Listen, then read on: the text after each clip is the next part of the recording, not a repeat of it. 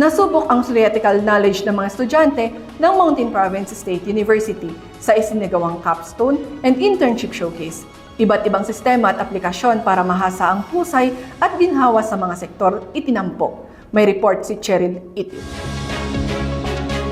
Ibinida ng mga estudyante mula sa Mountain Province State University ang kanilang mga inobasyon sa isinagawang capstone and internship showcase sa Bontoc, Kamakailan. Kabilang sa mga nagpakita ng kanilang mga gawa ang mga estudyante sa Department of Information Technology kung saan pinakita ang iba't ibang sistema at aplikasyon na dinesenyo katulad ng library login system using QR code, Hiyag Food Delivery Admin Management Center, Customer Feedback Monitoring System, BFP Document Management System, Supply Inventory Digital Management System at iba pa. Para naman kay Shadrach Subila, isang IT student, malaking bagay ang nasabing aktibidad dahil nabigyan sila ng oportunidad na ipakita ang kanilang mga gawa.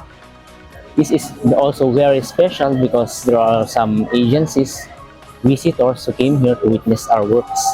So I am also very grateful and thankful to our instructors, our supervisors, for guiding us and supporting us, and also for making this program possible.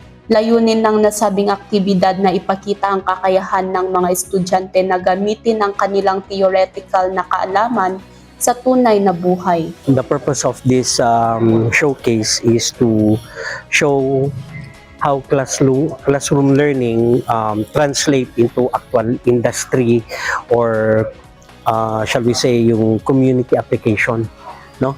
And another one, this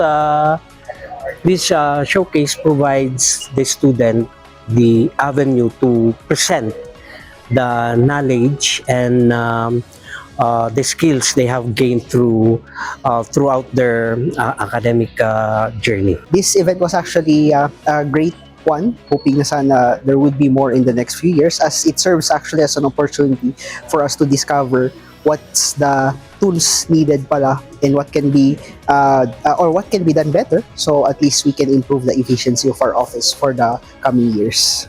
Dumalo naman ang ilang line agencies na maaaring magbebenepisyo sa mga systems kagaya ng Department of Science and Technology, Social Security System, Bureau of Fire Protection, Technical Education and Skills Development Authority at Department of Information and Communications Technology. Mula rito sa Mountain Province, Cheryl Itio para sa PIA News Cordillera.